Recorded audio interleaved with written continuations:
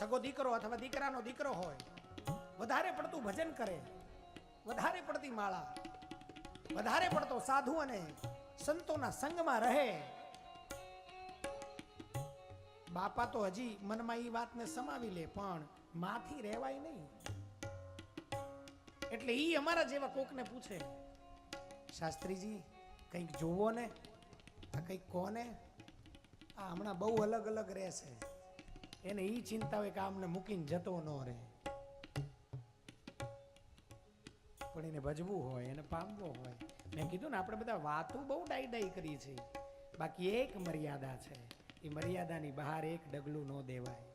પણ ચિંતા નહીં, ક્યાં કંઈ એવું જવાની જરૂર નથી. કારણ કે શાસ્ત્રમાં ઉન્મુખ સૌથી શ્રેષ્ઠ બાબત કહી હોય તો એક જ છે, ધન્યો ગ્રહસ્થાશ્રમ. સંન્યાસીઓના નિયમો બહુ અઘરા છે. ખાલી કોઈનું મુખ જોવાથી ઉપવાસ કરવો પડે એવું નહીં. મન, બુદ્ધિ અથવા ચિત્ત એક ક્ષણ માટે જો ભગવાનને છોડીને અલગ જાય ને તો પણ ઉપવાસ કરવો પડે, ચાંદ્રાયણ કરવી પડે. અને એના કરતા આપણે હારું, માથાકૂટ નહીં.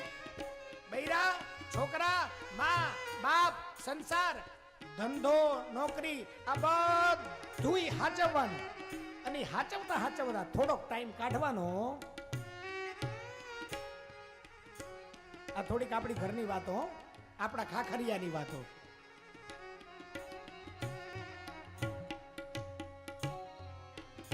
થોડોક સમય કાઢી અને જો ભગવાનનું નામ લેવાઈ જાય ને તો ભગવાન આપણા ઉપર વધારે રાજી થાય. અને એટલા માટે આચાર્યો કહે છે, ધન્યો ગૃહસ્થાશ્રમ. ગૃહસ્થાશ્રમ ધન્ય છે, ઉત્તમ છે, શ્રેષ્ઠ છે.